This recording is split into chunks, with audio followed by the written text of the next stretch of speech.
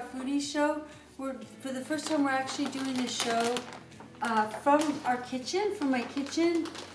Some people were interested in how I make cookies and what my process is. Today, I am making some cookies I've never made before. They're from Seth Godin's blog. They're called Very Famous Tahini Cookies. They don't have butter in them, which I feel a little insecure about because I'm a huge butter lover.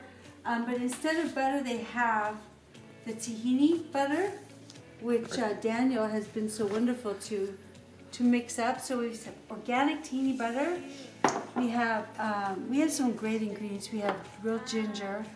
We have, I guess, maple syrup, really good maple syrup.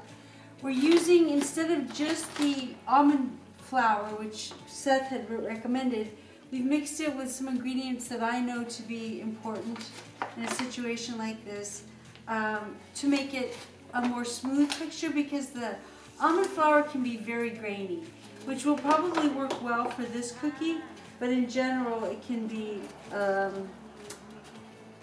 too much texture, too much grainy, kind of filmy texture. So also I've added my politically incorrect, but certified by the Queen of England, her favorite ingredient for cookies, which is cornstarch, which makes it crispy. So I'm mixing these. Now I'm doing my salt here. I'm now adding my dry ingredients, my salt.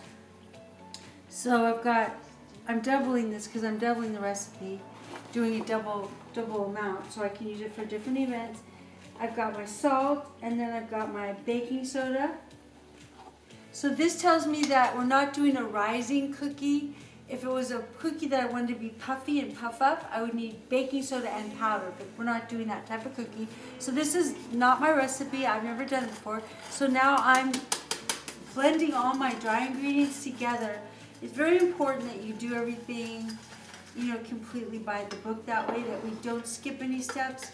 It's very important that we go ahead and really sift the things together.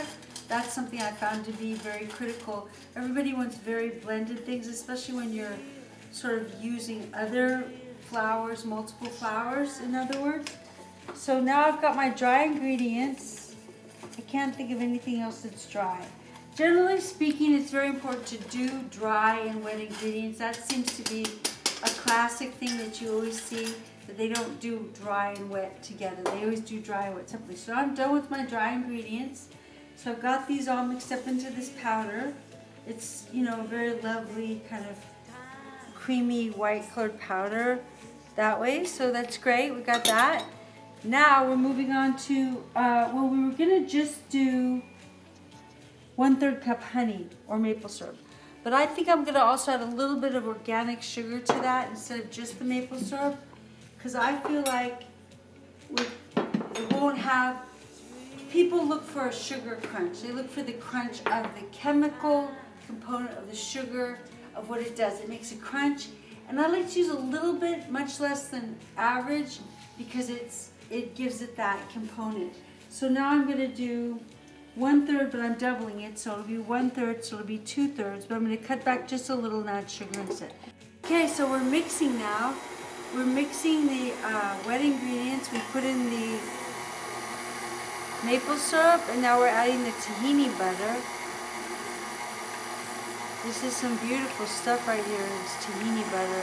This is being used instead of butter. So we're counting on it all blending. We need to get a spatula, I just realized. This is our first cooking show, our first live cooking show. We're doing a cookie that we never made before, so this is pretty brave of us. It's exciting.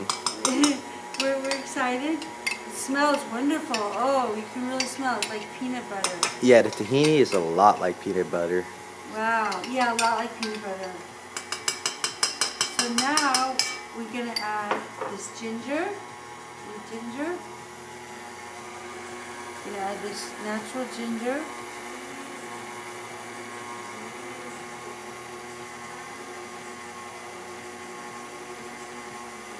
And we get the vanilla. How much vanilla? I always add extra vanilla. 1 teaspoon vanilla. So it's one, but I doubled the recipe, so I'm gonna do 2. But usually I will do 3 in that case, because I love vanilla. It's already very aromatic. Oh, it smells wonderful. That smells like ice cream. Oh, so awesome. This is pure vanilla from Madagascar.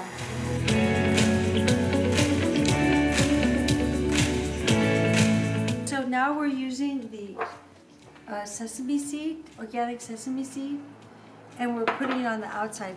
We've also decided to use a little bit of cornstarch for the outside because we feel that it will add a kind of a crunchiness that we like. We're not sure if we want to make it as flat as Seth made his. Seth made his cookie very flat. We have chocolate in some of our cookies and it's not a flat chocolate, so we're concerned about making our cookie too flat. So this is the apricot cookie. We've also changed the recipe. We made it apricot. So this is also different. So this is what we're doing now. We're just working with this, and you know, there's always the combination between touching your dough and not touching it. You don't want to touch stuff so much that you kind of like make it gross. That people wouldn't want to eat it. But that's why we try to keep the environment really clear, really clean. So that's what I'm doing now. Plus you want your cookies to be charming and well shaped. I think everybody wants to, when they see a cookie on a tray, I know I try to choose the cookie that I think is, you know, has some kind of charm to it. So also I think I need to make sure that I got the sesame seeds on every part of it. So that's what I'm working on now. Go ahead. Alrighty, we have just finished baking up and getting our complete products. This is the Tahini cookies from Seth Godin's blog. We have a chocolate flavor right here with a chocolate on the inside, special. We have dried apricot one, and then we have a plain cookie right here.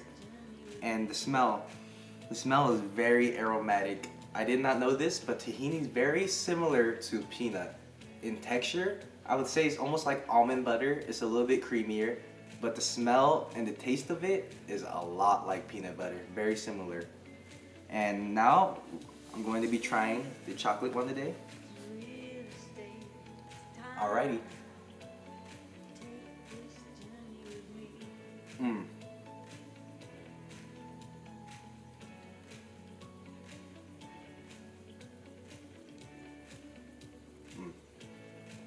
That was super good.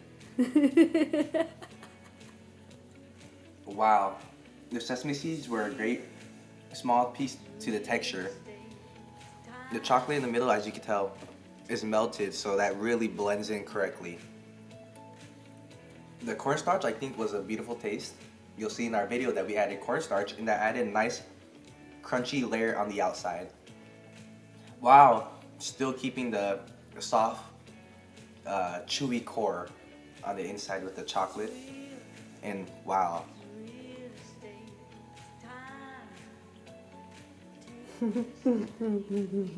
Just finished our baking video. Catherine got some beautiful product right here. Yes, we do. So thank you, Daniel, for joining me in my secret getaway escape to Pastryland.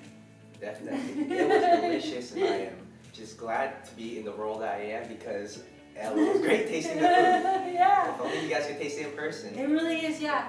And we want to thank Seth Godin for this recipe. He called it the extremely famous Tahini cookie. Yeah. And now we understand why. So thanks for joining us. Don't forget to subscribe to all our shows, and we will do some more baking shows with recipes. And now you understand that we ate quite a bit of batter. We added the organic apricot to it, which was our idea, and then we also added a coating of chocolate to the chocolate one, so it could be differentiated. So it turned out very wrinkly and kind of beautiful. He had them as being much flatter. But they look like Japanese tea cookies now from the Japanese tea garden in San Francisco, but they taste so rich and peanut buttery, but tahini-y. That's true. Tahini-ish. That's true, and this aroma on this cookie is very, very fragrant. Yes, very fragrant. We highly recommend this recipe. So thank you again for joining us. Don't forget to subscribe, and we'll see you on the next episode. Bye-bye. Bye. It's real estate. Take this journey with me.